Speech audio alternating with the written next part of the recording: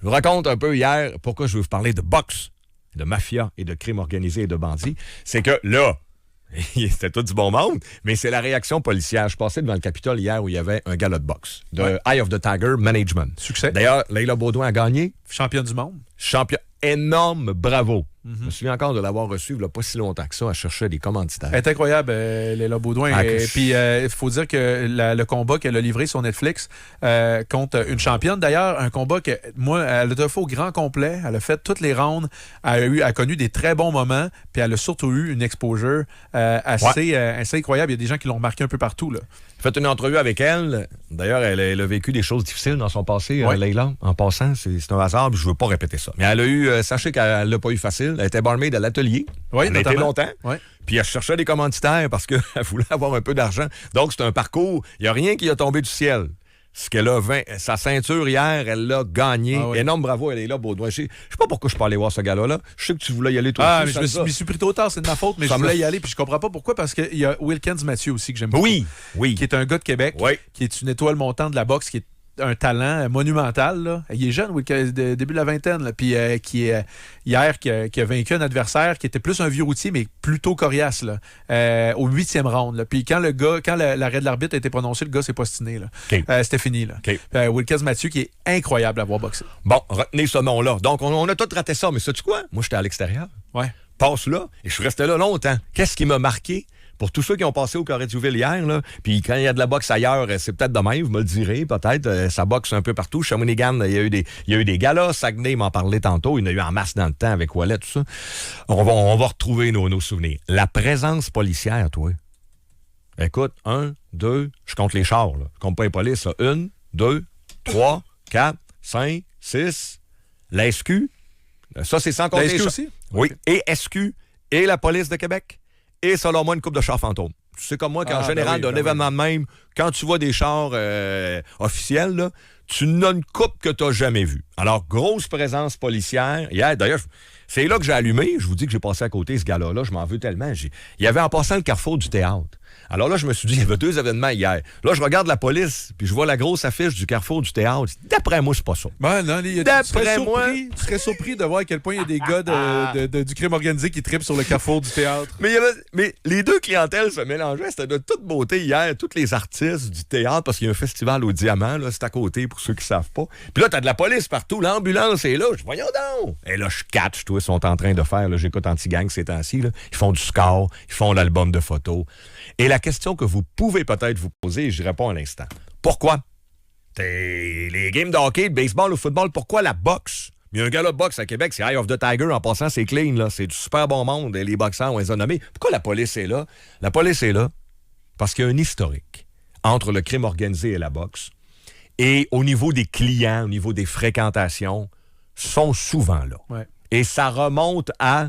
Petit retour dans l'histoire. On va commencer avec... On va s'en aller ailleurs. Il faut que je vous parle un peu de Don King. Le plus grand promoteur peut-être de l'histoire, Mohamed Ali, Mike Tyson, c'est Don King. Vous le connaissez peut-être à cause de sa coupe de cheveux. Tout le temps des petits drapeaux. En passant, il est encore vivant, il est encore promoteur. Don King. Oui, mais il est moins présent qu'avant. Il est moins présent, mais il a été interprété au cinéma, notamment dans le film sur Mohamed Ali avec Will Smith. Alors, juste vous parler rapidement, puis on s'en va au Québec, puis on va aller à Chicoutimi, puis vous allez voir crime organisé et boxe, malheureusement, mais ça s'est un peu toujours côtoyé. Alors, un des plus grands promoteurs, tu as parlé de Mohamed Ali, etc., c'est Don King. Mais lui, là, il en a tué 2. Là. Oui. Don King a tué 2 personnes. Le premier, c'est un cas de légitime défense. Honnêtement, c'est quelqu'un qui voulait le voler. Il a sorti un gun, il l'a abattu. On est aux États-Unis, légitime défense. Il en a tué 2 qu'on sait, en passant. Oui, oui, tu vas voir. Non, je vais te parler tantôt de Hilton puis de Frank Choufi. Oui. On va faire attention. Mais il a donc tué un premier individu en plaidant la légitime défense, mais il l'a abattu froidement pour une histoire de vol. Et il a été là-dessus innocenté. Dans l'autre cas, il a été condamné et il a fait de la prison, pas beaucoup. On est aux États-Unis, il s'en est sorti, je pense, avec 3 ans. Mais c'est quelqu'un, c'est pour une dette de, tenez-vous bien, là, $600. Ouais. Pour $600, Don King a abattu quelqu'un. Oh, pas avec un arme cette fois-ci. Il l'a battu à coups de pied. Il l'a battu à coups de pied à mort. Un individu qui lui devait $600 et il est quand même devenu le plus grand promoteur de l'histoire de la boxe. Il faut que le milieu soit écroche un peu. Sais-tu quoi? Il faut un peu que ça soit écroche pour qu'avec un passé de même, tu sois rendu. Sais-tu comment il a connu sa femme? Don King, non. Le gars qui a battu, là, était marié avec ce gars-là. à marier Don King. Le gars qui a tué... Il a tué... donc, il tue cet homme-là. Cet homme-là avait une femme. Ouais. Elle a marié Don King. C'est comme ça qu'il a tué sa femme. C'est pas comme ça qu'il a tué sa femme. C'est comme ça qu'il a connu sa femme. Il a tué son mari. Il a tué son mari qui devait 600$ à coup de pied. Exact. Il a récupéré, entre guillemets. En tout cas, il est tombé en amour avec sa femme. Elle n'est pas restée veuve très longtemps, en fait. Elle a marié Don King. Le même Don King. Je pars de là aux États-Unis parce que c'est de là un peu que ça part, c'est plus gros. Mais vous allez voir qu'on va le retrouver, ce même Don King-là, parce que là, je m'en viens au Québec, puis je vais finir mes amis du Saguenay de Kick. Je termine chez vous. Avec les Cotroni. Donc, si la boxe américaine a été contrôlée par Don King, malgré tout son passé, au Québec, c'est vraiment la famille Cotroni pendant longtemps, avec souvent un promoteur qui était un peu un prête-nom, mais tout le monde savait que Frank Cotroni, le frère de Vic Cotroni, le parrain, était derrière les galas de boxe au Centre Paul Sauvé, les belles époques, que ce soit les Hilton, Eddie Mello, Cusson. C'est les Cotroni qui menaient. Il faut savoir que Vic, le parrain, est un ancien lutteur. Vic Cotroni s'est fait connaître dans le milieu de la lutte. Dans le milieu de la lutte. Ensuite, il y a eu beaucoup de boîtes de nuit à Montréal. Il était célèbre là-dedans, mais c'était aussi le parrain. Ce sont des Calabrins en passant, c'est pas des Siciliens, les Cotroni. Ce qui va expliquer toute une guerre de gang dans les années 70 et 80 quand les Rizzuto sont arrivés. Les Rizzuto, ce sont des Siciliens. Ils ont pris le contrôle pendant longtemps. Mais avant ça, c'était des Calabrins, une autre région de l'Italie, les Cotroni, qui dominaient. Et Frank était impliqué dans le monde de la boxe. C'est lui qui contrôlait tout. Et il contrôlait, entre autres, évidemment, les vedettes de la boxe, qui étaient les Hilton. Alors, les Hilton étaient gérés par leur père, mais le père dépendait de Cotroni. Si vous fouillez dans les médias aujourd'hui, là, ça fait longtemps, les Cotroni contrôlaient Frank, les Hilton. Les Cotroni, Frank Cotroni payait des habits aux frères Hilton. Ouais. Il donnait de l'argent au père pour qu'il aille acheter l'épicerie. Il prenait soin d'eux, si on veut, parce qu'il leur faisait faire de l'argent. Exact. Mais à un moment donné, Frank Cotroni voulait faire encore plus d'argent. Ouais. Les Hilton sont au sommet. Là, on rêve aux 5 frères. Là. Oui, il y en a qui sont morts là-dedans, des destins tragiques. Stewart est décédé, Alex maintenant aussi. Oui, mais il y avait Matthew qui a été champion du monde. Les gens s'en souviennent pas, peut-être champion du monde. Matthew puis Alex ont aussi eu une belle carrière. Fait qu'il y avait 5 Hilton, je me souviens encore de la photo, vendus par Frank Cotroni à qui? À Don King. À un moment donné, Cotroni s'entend avec Don King pour littéralement lui vendre la famille Hilton, c'est-à-dire vendre les droits, la gérance, leur carrière. Et là, le monde commence à capoter au Québec. Je me souviens encore de la photo. Il y a des photos, là. Don King a acheté les Hilton. Sauf qu'apparemment, que Don King, le deal, il est pas bon. Les Hilton se font fourrer là-dedans. Okay? Le père est alcoolique, tout ça, tout. Ils sont vulnérables un peu. Et il y a un avocat. Ils ont un avocat, les Hilton, qui s'appelle Frank Choufi, qui est un célèbre criminaliste à Montréal, qui publiquement lève la main et qui dit « Hey! Ce que les Cotroni ont fait, là, sont en train de vendre les Hilton à l'Américain, à Don King, aux bandits. Puis il s'est publiquement opposé à la vente des Hilton à Don King jusqu'à un certain jour de 1985. Où le destin de Frank Choufi a été scellé par 5 balles. Un avocat criminaliste tué en pleine rue à Montréal, 5 coups de feu. À ce jour, on ne sait toujours pas qui a tué Frank Choufi, mais son assassinat est survenu peu après qu'il ait dit... Ouais. Don King n'a pas d'affaire à toucher au Wilton. Il est en train de nous voler ça. Il est abattu froidement, selon Claude Poirier. Dans son bureau. Je vais citer Claude Poirier dans son bureau. Puis Claude Poirier est l'une des dernières personnes à qui il a parlé. Et Claude Poirier, à ce jour, dit encore que c'est Don King. Ouais.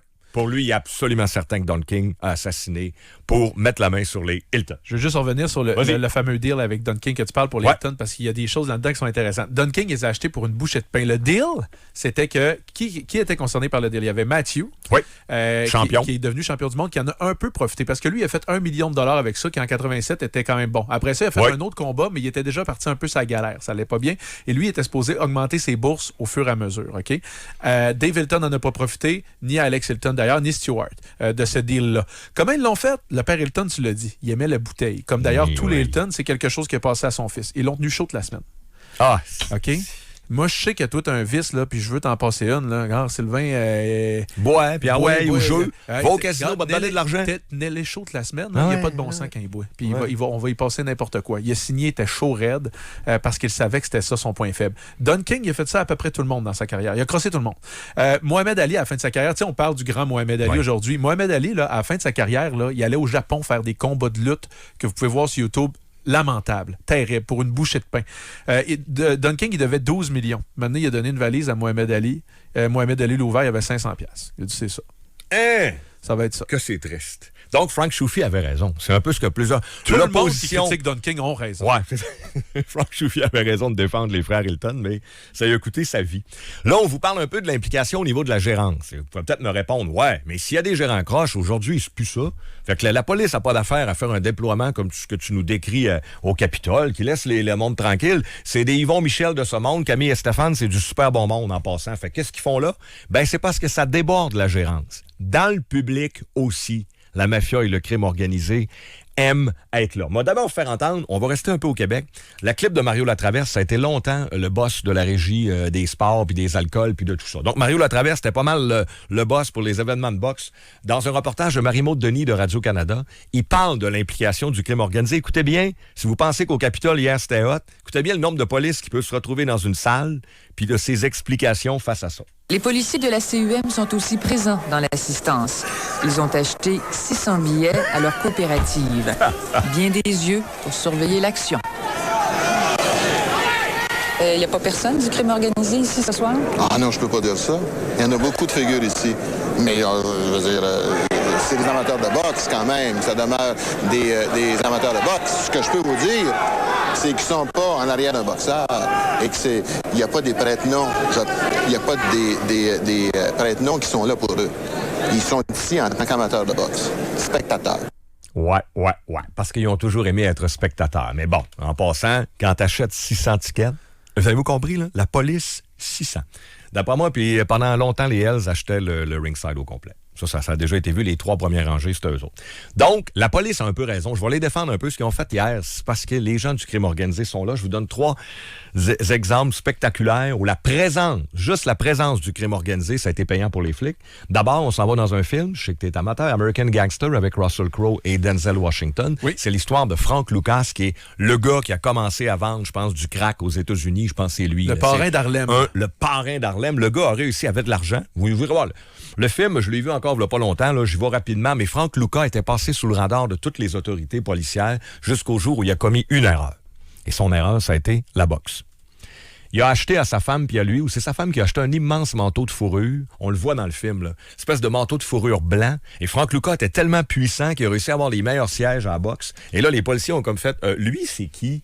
Parce que lui, on le sait, bon, il y avait plein de gens d'affaires des vedettes. La boxe a toujours attiré un peu le star system. Mais Frank Lucas a commis une erreur parce que c'est là que les policiers ont dit, t'es qui, toi? T'as donc ben de l'argent et surtout, t'es donc ben puissant que tout le monde, parce que dans le milieu interlope, Frank Lucas était puissant. Et même lui l'a reconnu, parce qu'il y a eu une carrière ensuite, s'est fait condamner, il a collaboré avec la police, que ça, quand il est allé à la boxe, c'était sa grave erreur. Maintenant, on s'en vient chez nous. Tant qu'à parler de bandits à la boxe, vous pensez à quoi? À Mom Boucher.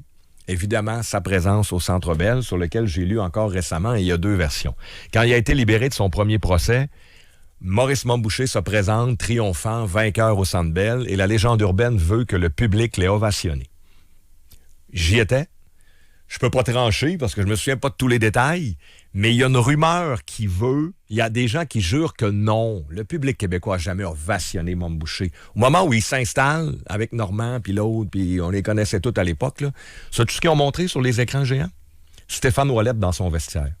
Et ça, je le sais pour avoir vu, je sais pas comment, de gala de boxe, que souvent, ils filment.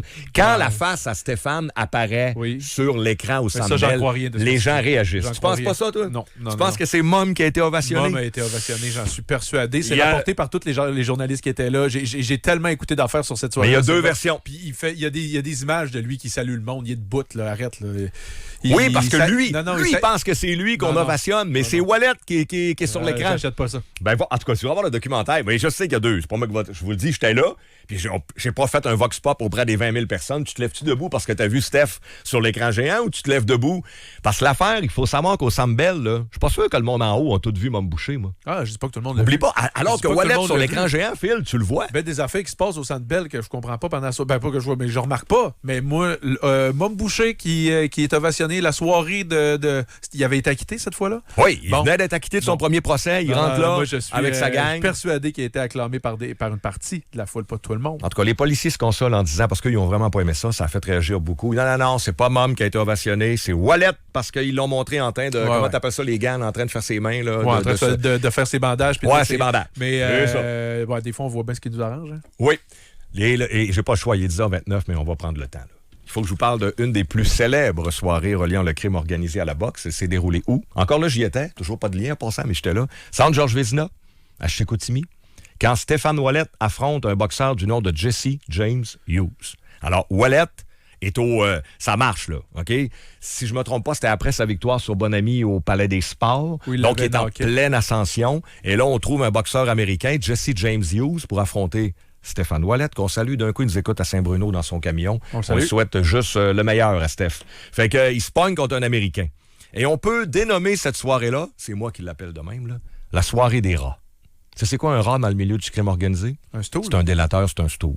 Au centre Georges Vézina, c'est la soirée des rats. 2 événements se passent en parallèle et c'est un scénario de film. D'abord, les motards sont là. Les Hells sont là. Quand Steph, puis les Satin Guards, puis les Roddy Crew, je pense que je me suis... Tous les motards sont... parce qu'ils suivaient la boxe, puis ils achetaient des tickets. Fait qu'ils sont là. Et ce que le public ne sait pas, c'est que Jesse James Hughes est un bandit. À Mobile, en Alabama, il y a des réseaux, il est dans la drogue. Mais il y a une rumeur sur lui qui court, et les Hells sont au courant que c'est un délateur de police. C'est un informateur, c'est un rat, Jesse James Hughes. Donc, les Hells prennent pour Stéphane Ouellet, ils ont toujours pris pour lui, parce qu'ils prennent pour le Québécois, mais là, dans leur tête à eux, il est en train d'affronter un rat, et là, il invective Jesse James Hughes, mais ça brasse, ils font des signes verbalement. Moi, j'ai jamais compris sur le coup, ils sont donc bien crinqués. Je peux comprendre qu'ils prennent pour Ouellet, mais les Hells, en général, sont relativement discrets. Là, ils étaient crinqués comme jamais, c'est parce que dans leur tête, c'est un rat qui est sur le ring. D'ailleurs, Ouellet gagne. Et qu'est-ce que fait Jesse James Hughes à la fin du combat? Il sac son camp? Non. Il s'en va en pleine face des Hells Angels, puis il baisse ses pantalons, puis il monte ses fesses. OK. Il les a vraiment provoqués. On va pas dire que c'est un peu heureux. C'est pas un peu heureux, Jesse James Hughes. Mais pendant... Là, vous allez dire, OK, mais bon, c'est anodin. Les Hells pensent que c'est un rat, puis tout ça. Mais au même moment, est en train de se sceller un des plus célèbres contrats de tueur à gages, qui est devenu un délateur, dans l'assistance du centre Georges Vézina. C'est à ce moment-là que les Hells Angels, je pense que c'est Louis Meloux-Roy ou un de sa gang, qui recrute Serge Quesnel. Imaginez la scène. T'as Jesse James Hughes, qui est un rat selon eux, qui se bat contre Ouellet. Ouellet est en train de fesser puis de gagner. Puis au même moment, t'as un Hells Angels qui l'ignore, mais il est en train d'embaucher un célèbre tueur à gages, Serge Quesnel, qui va devenir tueur à gages pour les Hells de Trois-Rivières et autres, mais qui va ensuite virer sa veste de bord dans un des revirements les plus spectaculaires et devenir le délateur bien connu, Serge Quesnel. Et ça, cet événement-là a eu des conséquences pour beaucoup de monde. Parce que dans le milieu, celui qui embauche, celui qui va devenir le rat, c'est pas bien vu. Et il y a un avocat qui a été un peu entremetteur entre Quesnel et les motards, qui a perdu énormément ce soir-là. Ouellet a gagné, mais les Hells ont perdu beaucoup ce soir-là. Ouellet a gagné sur le ring contre un rat, mais eux ont perdu parce que Quesnel, c'est le début. Quesnel n'a pas fait condamner tant de monde que ça, mais c'est le début des délateurs comme Godas, etc., qui vont envoyer à peu près tous les membres en dedans. Tout ça s'est passé au centre Georges Vézina. C'est qui l'avocat? 10 heures, je m'en souviens pas. 10 heures, et non, il est mort, il est décédé. Je respecte la mémoire des gens.